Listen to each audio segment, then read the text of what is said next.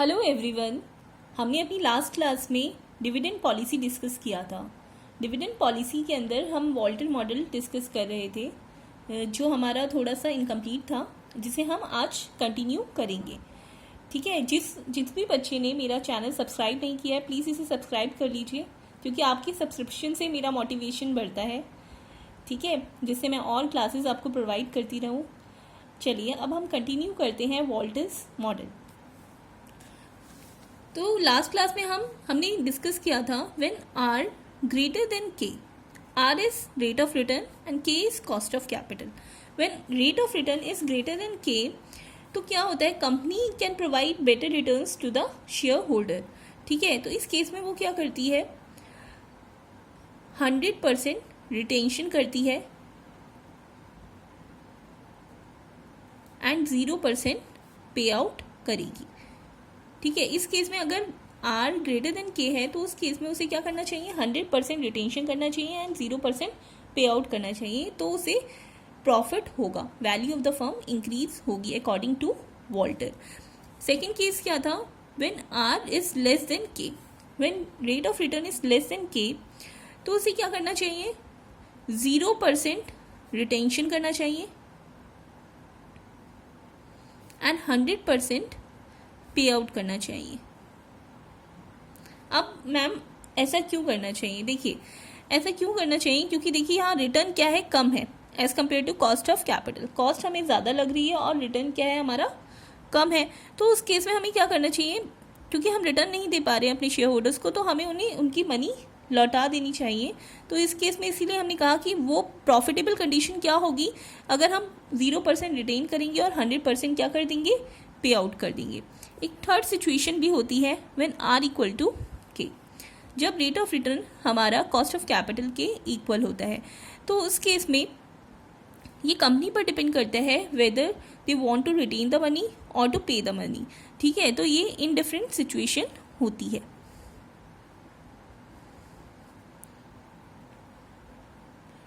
Okay class, ठीक है, तो ये 3 केसेस हैं जो वॉल्टर ने डिस्कस किए।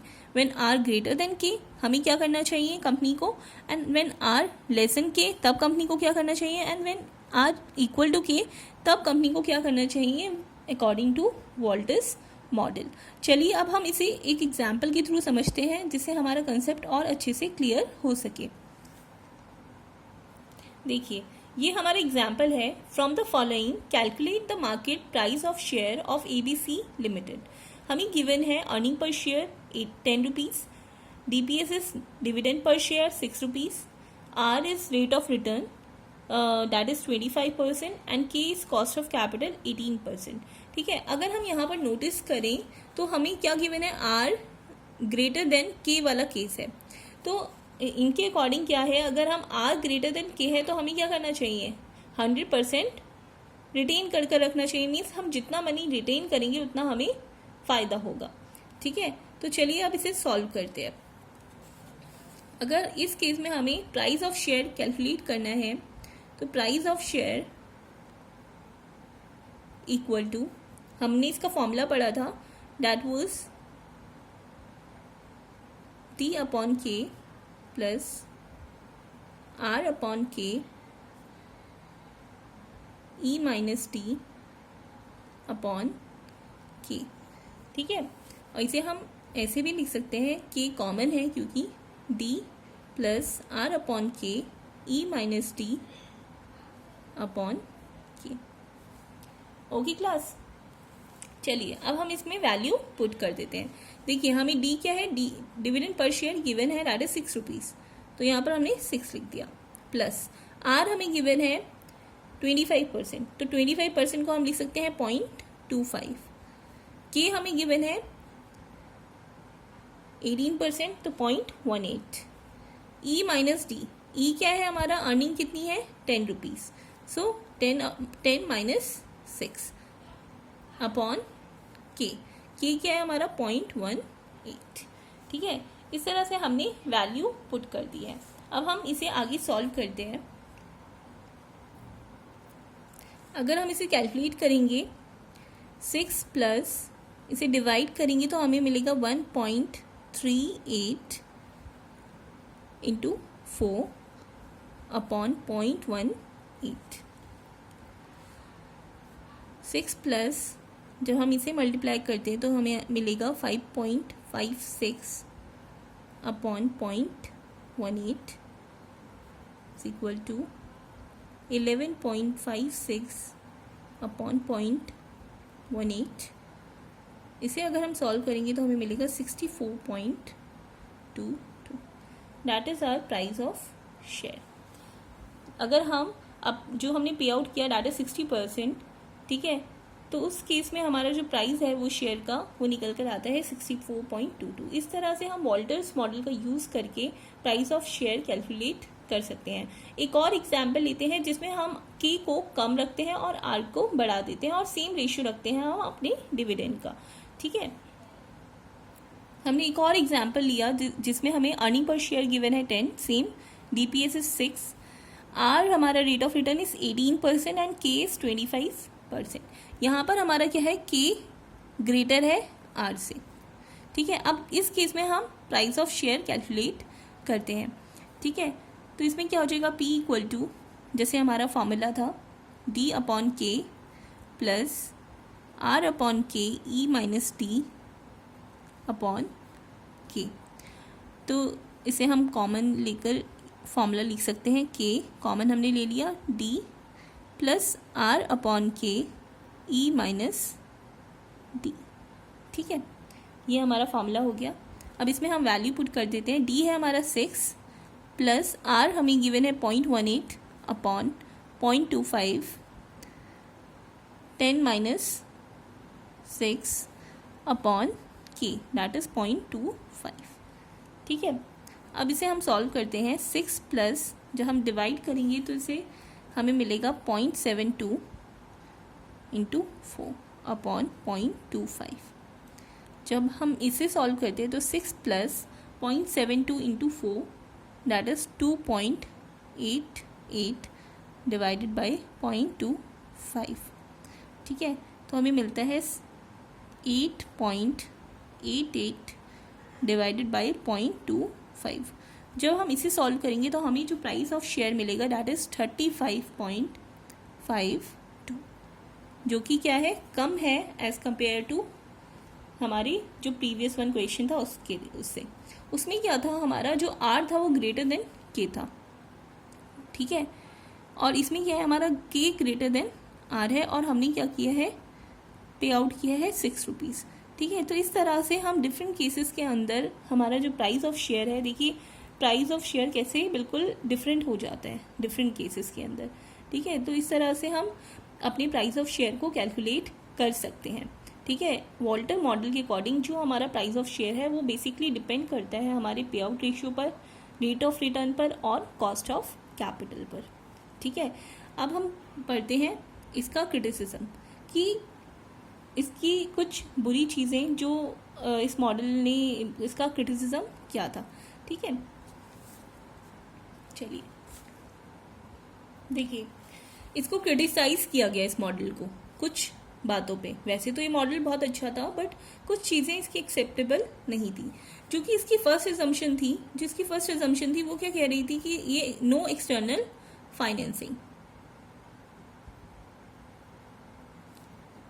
ठीक है, नो एक्सटर्नल फाइनेंसिंग। बट ये प्रैक्टिकली पॉसिबल है क्या कि हम कोई एक्सटर्नल फाइनेंसिंग ना करें, हम बाहर से कोई कैपिटल ना लें। आप लोग सब जानते हैं कि जब भी हम कोई बिजनेस करते हैं या कुछ भी करते हैं तो हम एक्सटर्नली पैसा लेते हैं, इंटरनली सारा हम फाइनेंस नहीं कर सकते, तो it is practically not possible. तो ये इसका फर्स्ट क्रिटिसिज्म था। सेकेंड, अगर हम बात करते हैं तो इसने बोला कि जो हमारा कॉस्ट ऑफ कैपिटल होता है वो क्या रहता है, कांस्टेंट रहता है, बट ये भी पॉसिबल नहीं है। देखिए हमारी कॉस्ट ऑफ कैपिटल भी हम बहुत सारे फैक्टर्स पर डिपेंड करती है और ये फ्लक्चुएट होती रहती है, ठीक है। तो इसे ये जो एजम्पशन थी ये भी इनकी गलत थी। अगर हम थर्ड एजम्पशन की बात करते हैं तो इन्होंने बोला था कि जो रिटर्न है, जो रेट ऑफ रिटर्न है, rate of return is constant. तो ये भी इन्होंने माना था बट ये भी हमारा प्रैक्टिकली पॉसिबल नहीं है कि हमें हमेशा रिटर्न जो मिले वो सेम रेट से मिले. It is not practically possible. ये भी फ्लक्चुएट करता है. तो ये इनकी कुछ क्रिटिसिज्म थे इस मॉडल के जो कि हमने डिस्कस किए.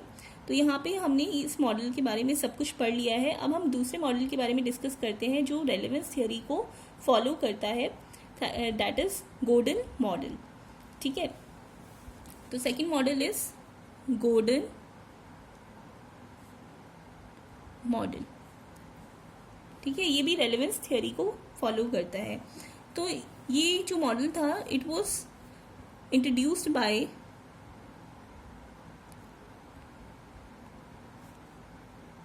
किसने इसे इंट्रोड्यूस किया था? मिरॉन गॉर्डन ने. ठीक है.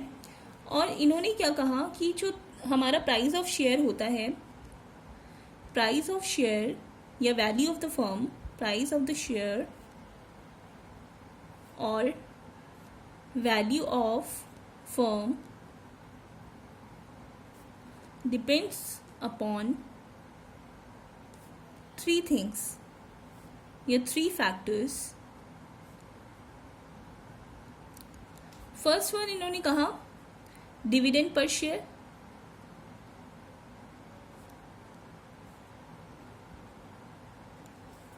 ठीक है. जो हमें वॉल्टर ने भी बोला था कि जो हम डिविडेंड पे करते हैं उस पर डिपेंड करता है. Second is the growth rate. इन्होंने एक और चीज बोली, जो ग्रोथ रेट होती है उस पर भी डिपेंड करता है हमारा प्राइस ऑफ शेयर. ठीक है. The growth rate in dividend per share, TPS. ठीक है. ग्रोथ रेट कितना हो रहा है हमारे डिविडेंड में. सेकंड ये फैक्टर इन्होंने माना. और थर्ड फैक्टर इन्होंने माना the required rate of return. ठीक है. Required rate of return. इन्होंने ये तीन फैक्टर माने जो डिपेंड करते हैं, जिस पर डिपेंड करता है हमारा प्राइस ऑफ शेयर, जिससे अफेक्टेड होता है हमारा प्राइस ऑफ शेयर. ठीक है. अब हम बात करते हैं, इन्होंने एक फॉर्मूला दिया जिसके थ्रू हम प्राइस ऑफ शेयर कैलकुलेट कर सकते हैं, जैसे कि हमें वॉल्टर मॉडल ने भी दिया था एक फॉर्मूला. ठीक है. तो इनका जो फॉर्मूला था वो था P equal to that is price of share equal to E is earning 1 minus B upon K minus B R. Ma'am यहाँ तो बहुत सारी अननोन टर्म्स है. ये B क्या है ना. तो P तो हमें ऑलरेडी पता है. P is price of share. ठीक है. एंड यहाँ पर E क्या है? Earning per share. ये भी हमें पता है.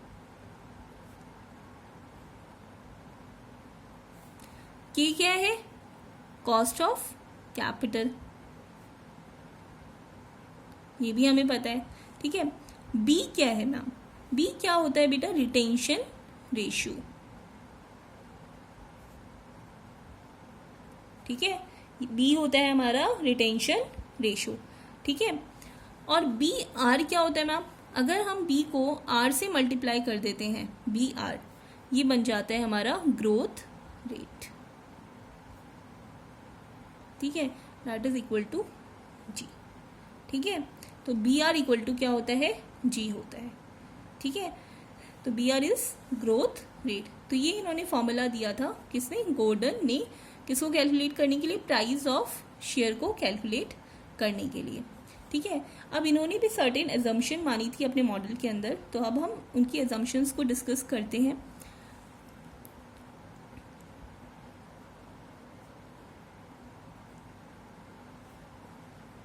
ठीक है.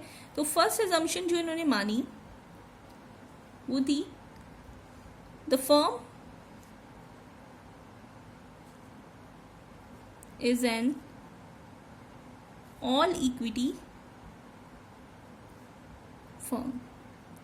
मतलब इनकी जो फर्स्ट एजम्पशन थी उसके अकॉर्डिंग जो हमारी फर्म है वो ऑल इक्विटी फर्म है. मतलब जो भी इसमें सारी कैपिटल है वो इक्विटी कैपिटल है, कोई अदर कैपिटल नहीं है. जैसे हमारी डेट कैपिटल होती है इसमें नहीं है, तो इसमें केवल क्या है? इक्विटी कैपिटल है. ठीक है. सेकंड जो इनकी एजम्पशन थी वो ये थी the firm, same as Walter model, the firm has no external finance. ठीक है, फर्म के पास कोई एक्सटर्नल फाइनेंस नहीं है, फर्म के पास कोई भी एक्सटर्नल फाइनेंस नहीं है, मतलब कोई भी बाहर से पैसा नहीं लिया है, जो भी सोर्सेस यूज हो रहे हैं वो इंटरनल सोर्सेस यूज हो रहे हैं फाइनेंस के। ठीक है, थर्ड जो इनकी एजम्पशन थी वो ये है, कॉस्ट ऑफ कैपिटल की एंड रेट ऑफ रिटर्न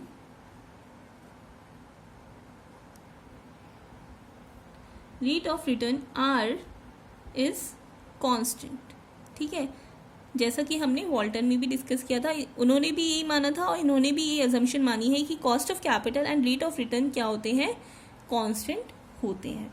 ठीक है, एंड इनकी फोर्थ अजम्पशन क्या थी, फोर्थ अजम्पशन इनकी ये है, the firm has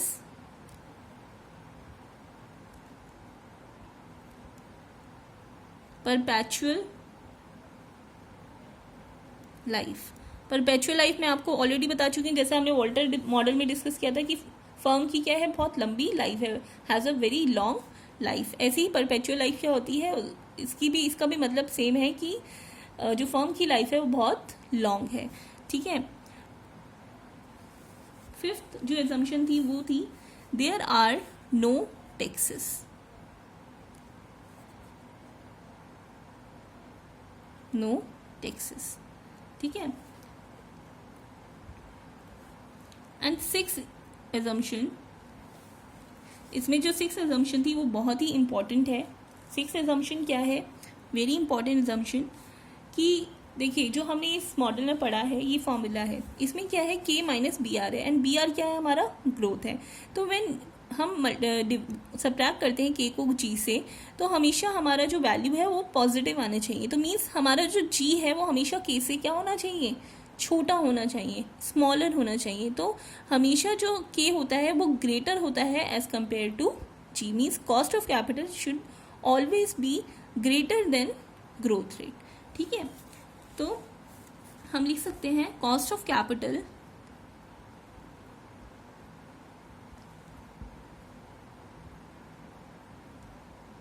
is greater then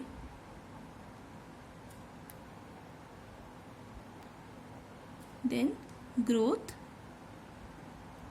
rate g. ठीक है, तो हमेशा जो कॉस्ट ऑफ कैपिटल है वो ग्रेटर होती है हमारी ग्रोथ रेट से। ठीक है, तो these are the assumptions of golden model. ठीक है, तो ये सारी एजम्पशन है हमारी गोल्डन मॉडल की। अब हम इस पर न्यूमेरिकल करना सीखेंगे, बट अभी जो भी न्यूमेरिकल है हम नेक्स्ट क्लास में इसको डिस्कस करेंगे। आज हमारे लिए काफ़ी है, आज हम इसको पढ़ेंगे और नेक्स्ट वीडियो में हम सीखेंगे इस पर न्यूमेरिकल कैसे सॉल्व करते हैं। ठीक है क्लास, आज के लिए यहीं एंड करते हैं। अगर आपको ये वीडियो अच्छा लगा प्लीज़ इसे लाइक कीजिए, शेयर कीजिए एंड सब्सक्राइब कीजिए, एंड नोटिफिकेशन का आइकन प्रेस करना मत भूलिएगा। Thank you class.